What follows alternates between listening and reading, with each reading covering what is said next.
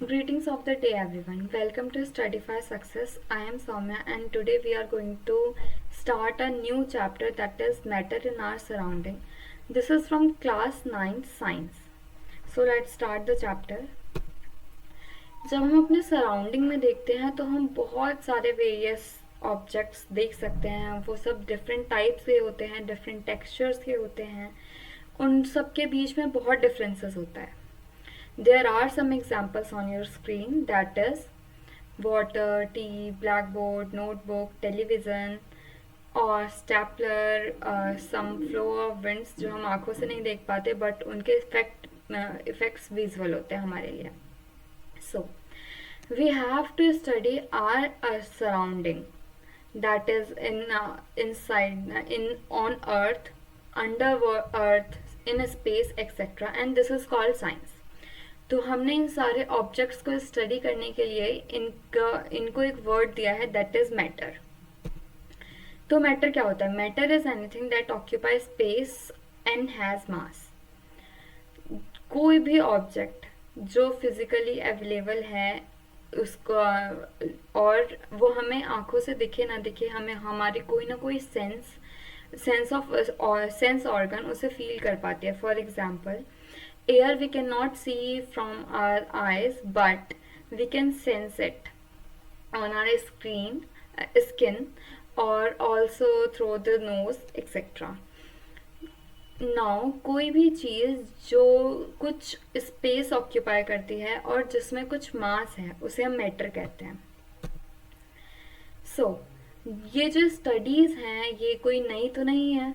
ये ancient India में भी डिफरेंट स्टडीज़ होती थी. वो भी डिफरेंट एक्सपेरिमेंट्स करते थे और चीज़ों को जानने की कोशिश करते थे. तो फिलोसफर्स, एंशिएंट इंडियन फिलोसफर्स ने हमारे सारे ऑब्जेक्ट्स जो अवेलेबल हैं उन सबको नोटिस करके उन्हें 5 चीज़ों में डिवाइड किया था, that is called panch tattva, that are fire, sky, earth, water and air. But in modern classification matter को हमने 2 पार्ट्स में डिवाइड किया है. पहला है on the basis of their physical properties, कि वो दिखते कैसे हैं, वो कैसे थोड़ा बहुत रिएक्ट करते हैं, हमें कैसा दिखता है, उसकी बात हो रही है. एंड केमिकल प्रॉपर्टीज, यानी कि वो बने कैसे हैं, उनका टेक्सचर कैसा है, वो केमिकली कैसे रिएक्ट करते हैं. So there are mainly 3 but 5 types of matter that are present. First, solid. Second, liquid, gas, plasma, Bose-Einstein constant. So the first 3 matter that we are going to study in this chapter. आगे के 2 मैंने आपके reference के लिए दिए हैं, that we will study in further classes. Here are the classifications of matter on the basis of their chemical properties. इसको आपको इसी क्लास में फर्दर चैप्टर्स में पढ़ना है. So be ready. ये बस आपके रेफरेंस के लिए. सो अब try to divide these things into solid, liquid and gas. As solid, liquid and gas की जो डेफिनेशन है वो आपको अर्लियर क्लासेस में भी दे दी गई हैं. Now try to differentiate it. So I hope and I suppose कि आप लोगों ने इसे ऐसे ही डिवाइड किया है. The television, blackboard, notebook and stapler are in solid. This cold drink, juice, water are in liquid, and these 2 types are the example of gases present around the environment. और हम अब इस डिफरेंस सॉलिड, लिक्विड और gas के बारे में next video में बात करते हैं. Now we will see physical nature of matter. So physical nature of matter includes all the matters that are present on our earth. So physical nature of matters are, first, matter is made up of particles. जितने भी matter present हैं वो सारे के सारे particle से बने हुए हैं, छोटे छोटे पार्टिकल से। इसको हम कैसे समझें? इसे समझने के लिए देयर इज एन एक्टिविटी जो आपकी एनसीईआरटी में गिवन है। First, take 100 ml beaker, then उसको हाफ फिल करना है वाटर से। वाटर से फिल करने के बाद we have to mark it, और उसके अंदर हमें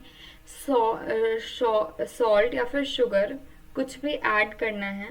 then we have to mix it, और मिक्स करने के बाद हमें ऑब्जर्व करना है कि क्या वाटर लेवल बढ़ा है या नहीं बढ़ा है, या फिर कलर में कोई चेंज आया है, या फिर उसका सॉल्ट और शुगर जो डिसअपेयर हुआ है वो डिसअपेयर होके गया कहाँ है। So the first question is कि क्या उसका वाटर लेवल बढ़ा है।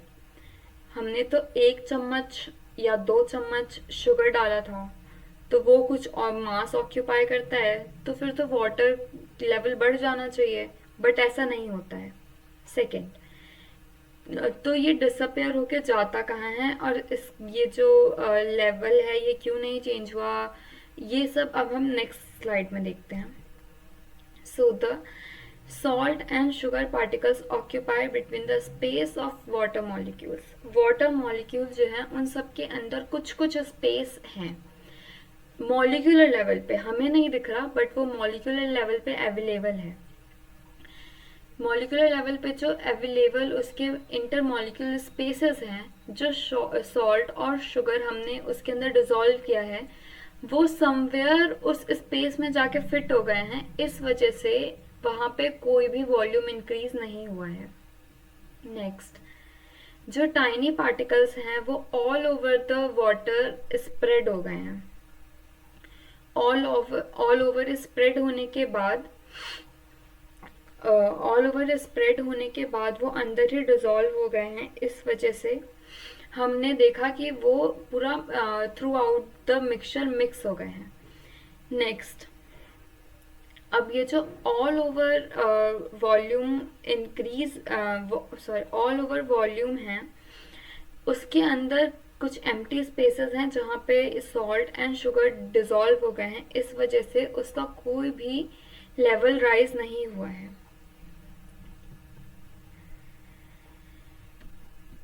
So I hope you have get your answers.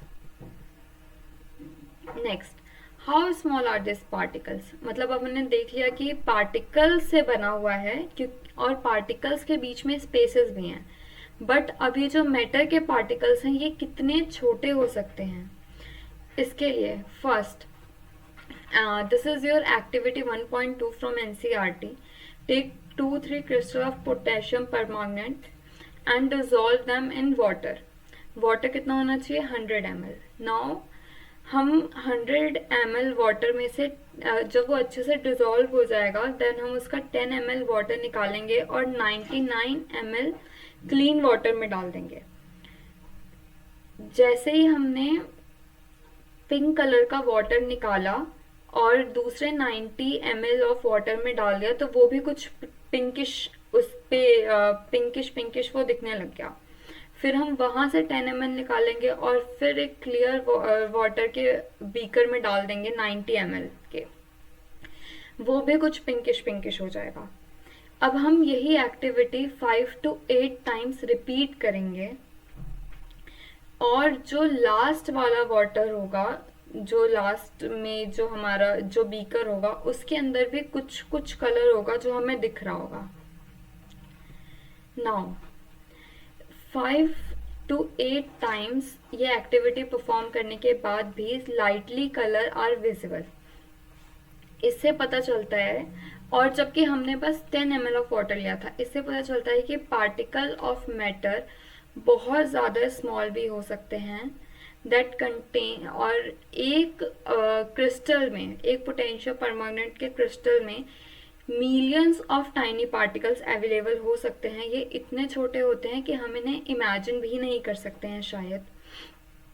Now इसके अंदर एक प्रोसेस होता है दैट इज डिफ्यूजन। डिफ्यूजन अगर हम नॉर्मल लैंग्वेज में समझाए तो दैट इज गेटिंग मिक्स। जब चीज़ें एक दूसरे में घुल मिल जाती हैं उसको हम डिफ्यूज़न कह देते हैं। तो ये जो पोटेशियम परमैंगनेट है, पोटेशियम परमैंगनेट है, ये throughout the water mix हो गया है due to diffusion process. Diffusion process, और ये कॉन्टिन्यूसली मोशन में होते हैं। नेक्स्ट इज जो हमने लास्ट जो है, क्योंकि वो पार्टिकल्स बहुत ज़्यादा स्मॉल हैं और अभी भी अवेलेबल हैं उन वाटर मॉलिक्यूल्स के बीच में, इसीलिए हम उसका जो कलर है वो रिमूव नहीं हुआ है, that is somewhere present in the last beaker too. That is it for the physical characteristics. Now, a physical nature of matter. Now, characteristics of particles of matter. Physical nature पढ़ लिया हमने, अब हम इसके characteristics पढ़ेंगे. First, particles of matter has space between them. From activity 1 and 2 हमें ये पता चल गया है कि particles के बीच में space होता है. Let's go to the slide. First in this slide जहाँ पे हमने देखा कि पार्टिकल्स से बने होते हैं मैटर्स, यानी कि वाटर मॉलिक्यूल्स होते हैं, मॉलिक्यूल्स यानी कि हम उन पार्टिकल्स की बात कर रहे हैं, बट शुगर या फिर सॉल्ट उन पार्टिकल्स के बीच में जाके कहीं डिसॉल्व हो जा रहा है। इससे हमें पता चलता है कि उसके अंदर कहीं स्पेस है।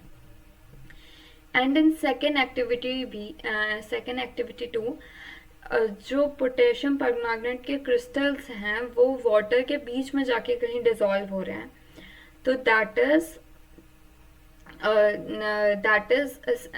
दे prove that matters has space between them. Next, particles of matter are constantly moving. अब इसके लिए भी एक हमारे पास एक्टिविटी है। इसमें हमें क्या करना है, एक कॉर्नर में, क्लास के या फिर रूम के कॉर्नर में हमें एक अगरबत्ती जला देनी है और उसके बाद उसे थोड़ी देर वहीं पे छोड़ देना है। देन हमें उसे ऑब्जर्व करना है क्या होगा। उस अगरबत्ती के अंदर की स्मेल थी वो अब पूरे क्लास में सराउंड हो चुकी है। सो इन फर्स्ट ऑब्जर्वेशन हमने देखा कि वो जो स्मेल है, अगर हम उसके बहुत क्लोज नहीं, मतलब स्टार्टिंग में जब हम उसके बहुत क्लोज हैं तभी हमें वो स्मेल आ रही है, और क्योंकि वो अभी तक जो उसका एरोमा है वो हर तरफ स्प्रेड नहीं हुआ है। बट जब हम उसे जला करके साइड में थोड़ी देर छोड़ देंगे तो हम देख सकते हैं कि वो, मतलब हम फील कर सकते हैं कि वो हमें थोड़ी स्पेस से भी हमें वो सारे हमें उसकी स्मेल फील हो रही है थ्रू आउट द रूम और द क्लासरूम। अब ऐसा क्यों होता है? बिकॉज जो पार्टिकल्स हैं वो कॉन्स्टेंटली मूव कर रहे हैं थ्रू आउट द रूम, और इसे डिफ्यूजन कहते हैं। Diffusion, if you can recall, मैंने बताया था diffusion is mixing with that. वहां पे वाटर के अंदर चीजें मिक्स हो रही थी, यहाँ एयर में चीजें फैल रही हैं, मिक्स हो रही हैं, उसे डिफ्यूजन कहते हैं।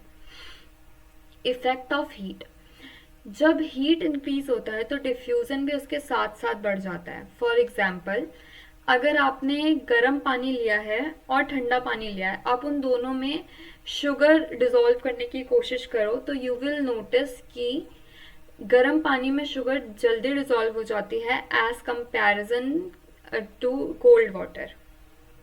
Now the conclusion, this activity shows that particles is made up of matter and these particles are always in motion.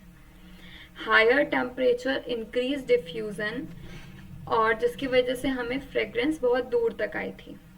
अगर पार्टिकल्स आर कॉन्टिन्यूसली मूविंग, ये तो हम तब भी देख सकते थे जब वो अगरबत्ती जली नहीं हुई थी, क्योंकि हमें अगरबत्ती की स्मेल आ रही थी बट थोड़े पास से आ रही थी, बट जब वो जल गई तो टेम्परेचर इंक्रीज की वजह से हमें वो दूर से भी उसकी स्मेल आने लग गई।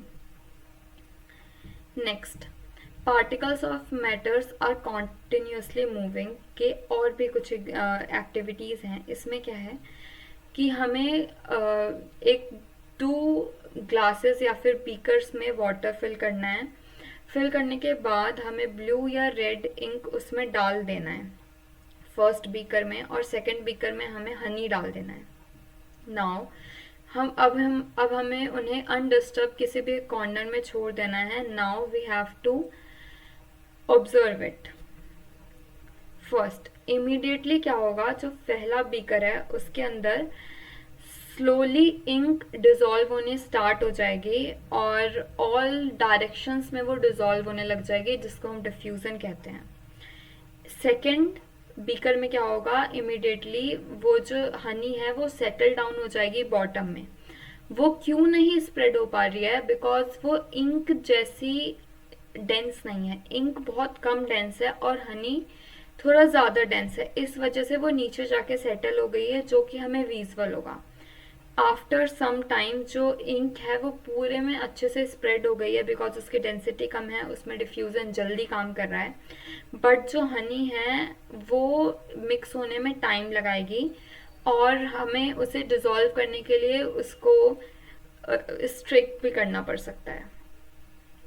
एक्सप्लेनेशन इसका है कि इंक क्विकली डिज़ोल्व हो जाती है बिकॉज उसके अंदर काइनेटिक एनर्जी होती है, और liquid as comparison to solid जल्दी डिजॉल्व हो जाता है, जो मैं आपको बता चुकी हूँ. और हनी पहले सेटल डाउन होता है, फिर धीरे धीरे मिक्स होना शुरू होता है. क्योंकि वो थिक है, वो हैवी है, उसकी डेंसिटी ज़्यादा है.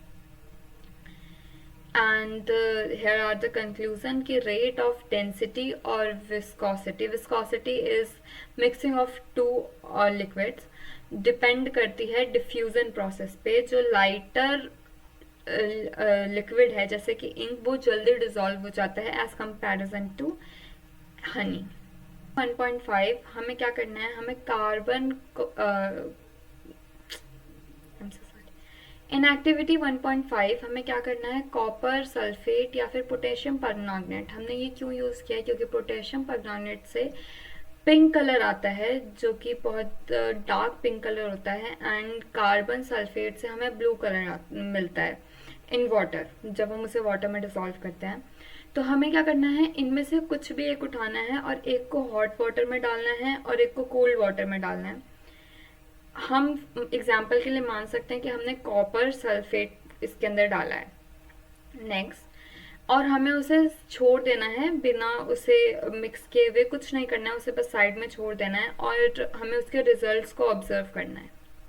फर्स्ट इमिडिएटली क्या होगा, क्रिस्टल्स को ऐड करने के बाद जो उसका हॉट वाटर है उसके अंदर कलर आना शुरू हो जाएगा बहुत जल्दी, और कोल्ड वाटर में जो कलर स्प्रेड होगा वो बहुत धीरे होगा और बिल्कुल बॉटम से स्टार्ट होगा. आफ्टर सम टाइम जो हॉट वाटर है उसके अंदर वो अच्छे से इवनली मिक्स हो चुके होंगे उसके कलर्स, ब्लू या फिर पिंक. और जो उसके कोल्ड वाटर है उसमें बहुत टाइम ले रहा होगा वो to mix it completely. Explanation क्या है इसका, अगेन हीट. जो उसके थ्रू आउट मिक्स हो रहा है जल्दी, क्योंकि वो हीट की वजह से इसके अंदर डिफ्यूजन प्रोसेस बहुत जल्दी हो पा रहा है. जो हीट होता है वो इंक्रीज कर देता है काइनेटिक एनर्जी, और काइनेटिक एनर्जी से फिर डिफ्यूजन प्रोसेसेस अपने आप इंक्रीज हो जाते हैं. इन कोल्ड वाटर जो डिफ्यूजन प्रोसेस होता है वो स्लोली होता है, क्योंकि वो लोअर टेम्परेचर पे होता है. मॉलिक्यूल्स के अंदर इतनी एनर्जी नहीं होती है कि वो throughout the mixture mix हो सके. And the conclusion is only कि डिफ्यूजन प्रोसेस हीट और काइनेटिक एनर्जी से इंक्रीज हो जाता है, क्योंकि हीट और काइनेटिक एनर्जी से the molecule get energy to spread more in more speed. Particle of matter attract each other. इसके 1.6 एक्टिविटी है कि हमें एक गेम खेलना है. इसके अंदर 4 ग्रुप्स होंगे. इन फर्स्ट ग्रुप सबको हैंड होल्ड करना है from the back and lock the arms like Idu Mishmi dances. Idumishimi dances is a north eastern dance. You can see this.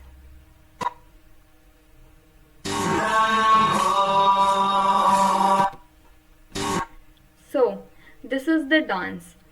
In second group को क्या करना है, एक ह्यूमन चेंज बना लेना है. थर्ड ग्रुप को एक दूसरे को बस टच करना है फ्रॉम देयर फिंगर टिप्स. और जो फोर्थ ग्रुप है उनको दूर दूर दूर दूर उनको जो फोर्थ ग्रुप है of student should run around, और उन्हें वो चेन ब्रेक करने की कोशिश करनी है जितने छोटे से छोटे ग्रुप में वो उसे तोड़ा जा सके. अब कौन सा जो चेन ग्रुप है जो इजीली टूट जाएगा और कौन सा नहीं, let's see. Particles of matter attract each other, मतलब इसी का the observation that we will C.